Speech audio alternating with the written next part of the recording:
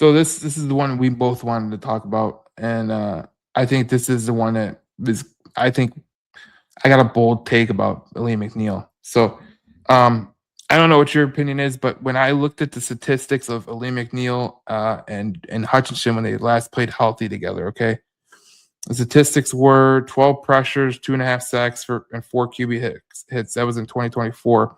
The pair combined for 42 pressures, 10 sacks, and 21 QB hits. Only 5 games together, and that was nearly almost 10 sacks in what 5 games. So here's what I'm gonna say. I never expected Alim McNeill to come back and be 100%. Just never did. I don't know if you were different, James. I just never expected a big guy like that to come Yeah. back 100%. And it's different for a guy like okay, if could Brian Branch come back 100%? Maybe, because he's a smaller player. Could a guy like Alim McNeill come back from a torn ACL and all the injury he had? I don't think so. So when I sat down and I truly evaluated it, I was like, okay, if you get Alim McNeill back at the middle of the season, they got him back before I even thought they were going to get him back. I thought they were going to get him back around Thanksgiving, and I think that's kind of what was maybe an issue because he came back a little bit too early, in my opinion. Maybe he should have had a little bit of a more ramp up, but he never caught himself. And even Alim McNeill said that he never was feeling like he was 100%. And I'm trying to get the quote here, but what was your thoughts?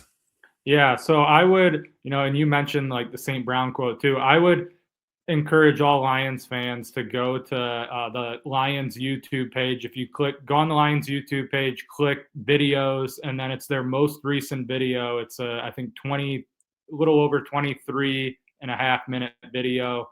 It has the full St. Brown interview. It has the full Alim McNeill interview, which the Alim McNeill interview I thought was like incredible. I mean, he just sounded like he was in a completely different place, and he was pretty honest about some of the limitations he had last year. Is more his explosiveness wasn't quite where he wanted it to be, and he also kind of described it as just his body and his brain couldn't necessarily be linked up as they would be if he was completely normal, and just he couldn't maybe do some of the burst type explosive athleticism type moves that which makes him what he is really. And I really like just how blunt he was honestly about some of the stuff. And he said he was asked about the edge rushers, and he was like, well, if there's no interior pressure, it really doesn't matter what the edge rushers do. You need to be able to have that big time presence in the interior, and the Lions just didn't have that last year. And a lot of that was Alim McNeill wasn't at full health. A lot of it was, you picked a guy in the first round who, a big part of the development plan was to kind of get him out there and play a lot, but maybe you weren't going to get that immediate impact. But yeah, that whole interview with Alim McNeill was great, and he talked about how he didn't think he was at full explosiveness last year, and he does feel like he is now. And he said that they got to be a lot better up front if they're going to have the season that they want to have. So I just think that marriage between like Hutch and Alim specifically, when you have a guy that was really so dominant in 2023 and then pre-injury in 2024, it just opens everything up. And I really don't think it's that much of a coincidence that the defensive line just wasn't really where it needed to be last year, and Alim wasn't really where he needed to be. So I thought of all the things that happened over the opening weekends of OTAs. And again, you can preface this largely by what we talked about in our last segment with Dan Campbell. Like, it is still May, and even just interviews in general, I say it both ways. Like, all these people that like want to criticize every single thing someone says in a press conference, it's like it's really kind of meaningless. You gotta, the play on the field speaks for itself. But I just thought, as someone that was being honest and revealing kind of what it was like for him, it was encouraging to feel like, at least for him, he used the term night and day like 3 or 4 times. He feels like he's in a completely different place this year. I love the stat that Al put up. He says Derek Lions defenders since a major injury heading into week 1 versus Saints. It's Derek Barnes knee 721 days, Aidan Hutchinson 700 days, 654 for Malcolm Rodriguez and his knee, Alim McNeill 637 days, DJ Reed almost a year, so he's 15 days from a year. To me, that is the biggest thing about this whole thing is they're getting healthy. Like that's, when you come back from injury, I expect you to be a little slow. I hesitant. That's why I was so shocked at what Hutch did last year in terms of the year that he had, especially with all the things that were happening around him. He was still one of the best players on the defense, and he played 90% of the snaps because there was no one that could really take his spot. It just goes to show you, like, he did get asked about that, by the way. Hutch didn't. I thought his press conference was just kind of a total dud, but he did get asked about, which I thought was really interesting because we've talked about that a lot. You just brought it up right there. And he even said even when he pointed out there was like a couple times with the first couple snaps of the series they won't have him out there. And he said he felt that he could feel a difference in the fourth quarter. Like he felt a little bit more fresh. Yeah. But he also said like he's not coming off the field. And like if it's the fourth quarter and overtime, like he's not coming off the field. So, but maybe that's just how you got to do it. It's like, okay, then the first couple drives of the game, like don't have him play like 1 or 2 snaps, and then he can maybe the first drive you don't have him play first and second down, and then the second drive you don't have him play one of the first 2 downs. Like you gotta try to do something because the guy shouldn't be out there playing 90% of the snaps.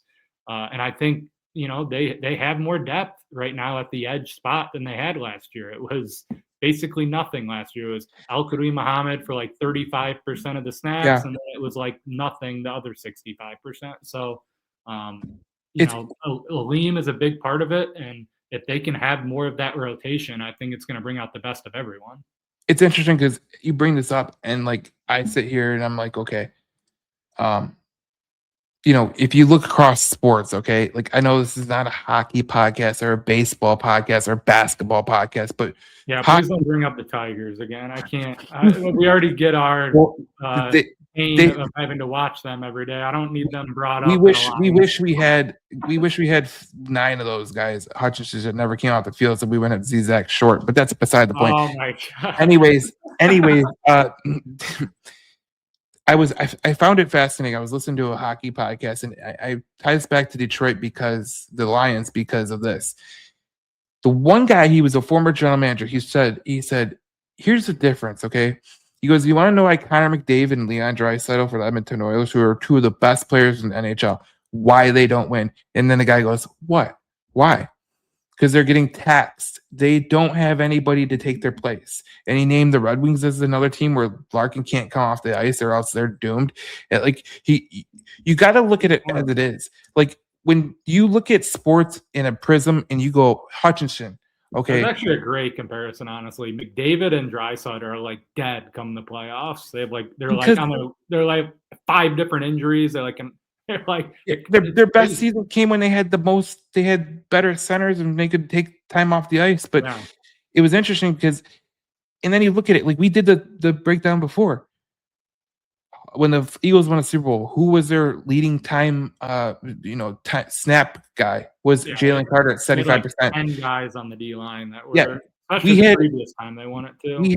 Obviously, when you have a guy like a freak of nature like Max Crosby, Myles Garrett, Hutchinson, like they're going to play 80% of snaps. That's just the way it is going to be. Jalen Carter's a little bit bigger guy. He's not going to play 80% of the snaps. He's going to be dead.